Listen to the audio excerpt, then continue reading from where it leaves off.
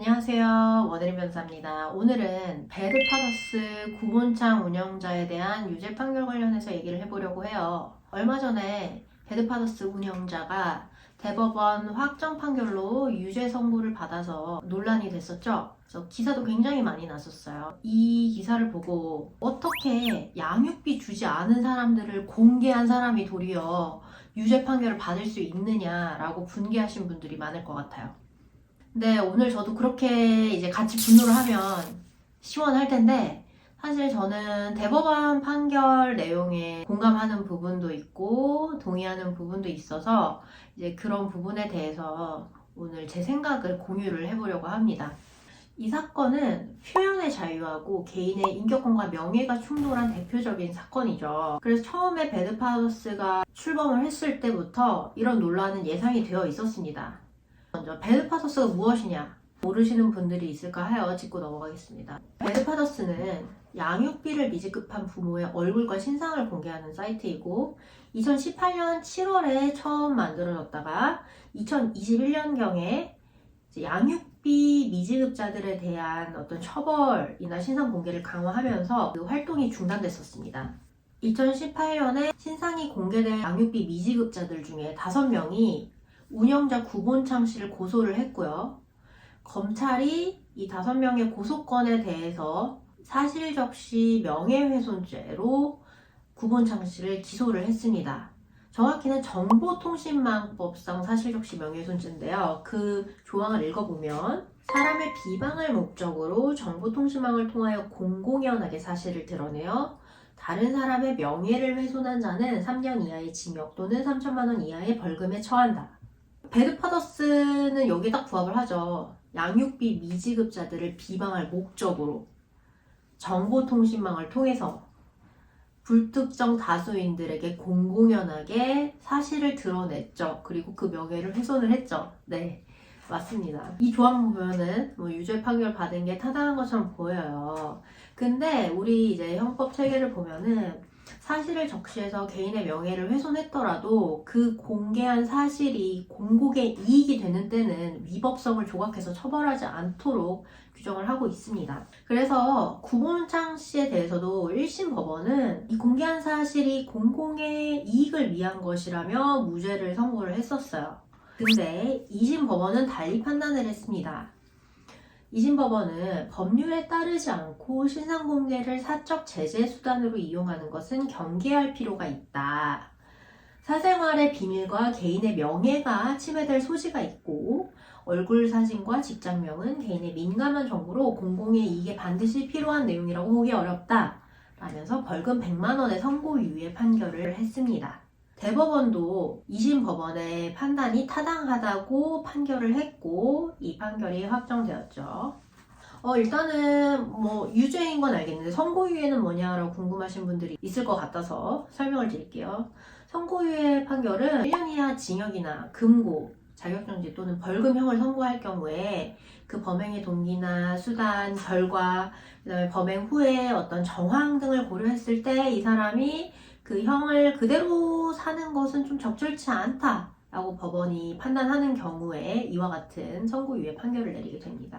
이제 구본창 씨도 그와 같은 판결을 받았기 때문에 벌금 100만 원을 선고를 받았지만 사실상 이제 100만 원은 지급하지 않으셔도 되는 거예요, 국가에. 그래서 2년이 지나면은 어떤 소가 없었던 것과 같은 효과가 발생을 하게 됩니다. 이제 그럼 대법원이 구체적으로 어떤 판결을 했는지 좀 살펴볼게요. 이거는 제가 신문기사들을 토대로 말씀을 드릴게요. 대법원은 결과적으로 양육비 미지급 문제라는 공적 관심 사안에 관한 사회 여론 형성이나 공개 토론에 기여했다고 볼 수 있다. 라면서 긍정적인 면에 대해서 이제 언급을 해줬어요.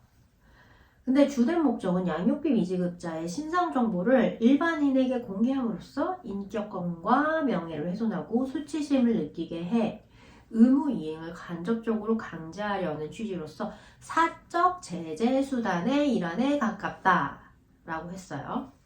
그래서 피해자들이 양육비를 제때 지급하지 않은 측면도 일부 있을 수 있지만 피해자들은 공적 인물이라거나 자신에 대한 합리적인 비판 등을 수인해야 하는 공직자와 같다고 보기 어렵다면서 양육비 미지급으로 인한 사회적 문제가 공적인 관심사안에 해당하더라도 개인의 양육비 미지급 사실 자체가 공적 관심사안이라고 보긴 어렵다라고 판시를 했습니다. 그래서 개인에 대해서 이런 식으로 사적인 제재를 하는 것은 올바르지 못하다라고 판단을 해서 결국에는 이제 유죄 판결을 내린 거죠. 이처럼 유죄 판결을 내리면서도 선고유예를 선고한 건요, 표현의 자유와 개인의 인격권, 명예보호의 균형점을 찾기 위한 노력의 결과였다고 생각이 듭니다. 사실적시 명예훼손 행위를 이처럼 형사처벌 대상으로 규율하는 게 맞느냐에 대해서 여러분도 각자 의견이 다르실 것 같아요. 유엔의 자유권규약위원회하고 여성차별철폐위원회는 사실적시 명예훼손죄를 폐지하라고 권고를 했습니다. 왜냐하면 이 죄가 표현의 자유를 위축시킬 우려가 있고 성폭력 피해자들의 고발을 위축시키고 2차 피해를 생산할 우려가 있기 때문이죠. 그러면 다른 나라들은 이 행위를 어떻게 규율하고 있나 살펴봤어요. 대표적으로 미국은 표현의 자유를 굉장히 중시하는 나라죠. 그래서 미국은 4개 주를 제외하고는 명예훼손죄를 다 폐지했고요. 민사상 규율 대상으로 삼고 있습니다. 독일, 프랑스, 오스트리아, 스위스는 진실한 사실임을 입증을 하면 처벌하지 않습니다. 우리는 진실한 사실이라도 그 사실을 공공연하게 공개함으로써 명예가 훼손되면 처벌을 하거든요. 그런 거에 비하면 이 유럽 국가들도 표현의 자유를 우리보다는 폭넓게 인정하고 있다는 걸 알 수 있죠. 우리나라 헌법재판소는 2016년에 정보통신망법상 사실적시 명예훼손죄가 헌법에 합치된다고 결정을 했습니다. 그 이후 2년 후에 미투 운동이 우리나라에서 활발해지면서 사실적시 명예훼손죄를 둘러싼 논란이 촉발됐습니다. 그리고 그 논란은 지금까지도 이어지고 있죠.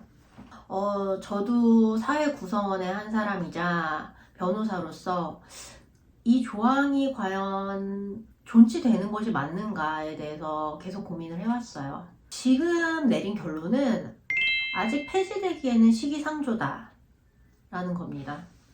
물론 저도 사실적시 명예훼손죄가 악용되는 사례를 꽤 많이 봤습니다. 미투 운동이 활발할 당시에는 공적인 제재 수단에 의해서 가해자들이 처벌되지 않아서 답답함에 이제 고발을 한 피해자들이 역으로 맞고소를 당하고 형사처벌 대상이 되는 사례들을 봤고, 특히 성폭력 피해자들이 제3자에게 본인의 피해 사실을 알렸다가 맞고소를 당하는 경우를 보면 이 죄가 폐지되어야 하는 거 아닌가라는 생각이 강력하게 들기도 했습니다. 근데 그 원인을 가만히 생각을 해보면 성폭력 피해자들이 처음부터 명예훼손성의 발언을 하려고 마음먹는 것이 아니고 공적인 제재를 시도를 했다가 좌절될 때 그렇게 사적인 제재 수단을 이용하게 되더라고요. 예를 들면 피해를 신고한 이후에 가해자와 분리되지 않고 같은 공동체 내에서 계속 생활을 하면서 2차 피해에 노출된다거나, 아니면 가해자가 유죄 선고를 받고 형을 살다 나온 이후에도 피해자 주위에 계속 맴돌면서 피해자를 괴롭히고 손해를 제대로 배상하지 않는 경우 등이었습니다.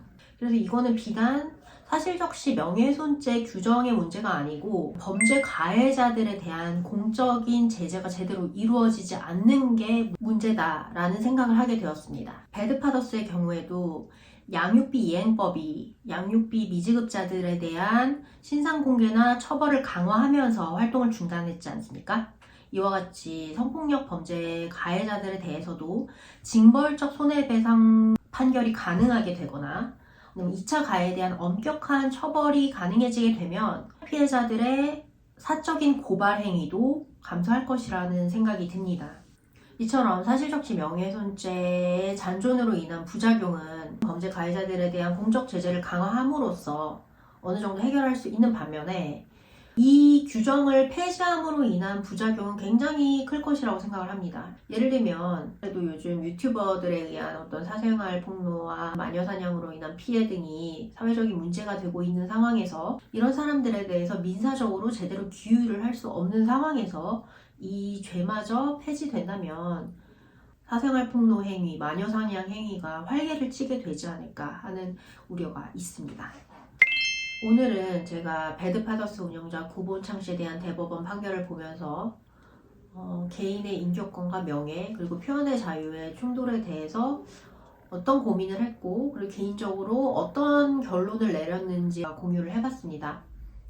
온라인 세상의 영향력 확장으로 표현의 자유는 점점 더 광범위하게 보장되고 있는데, 그에 반해서 어떤 인격권이나 명예 침해의 우려가 또 점점 더 커지는 이 시대에 과연 둘 사이의 균형점을 어떻게 찾아가야 될 것인가는 앞으로도 계속 논의되어야 할 아주 중요한 주제라고 생각을 합니다. 여러분의 또 다른 생각이 있으면 공유해 주시면 감사하겠습니다. 감사합니다.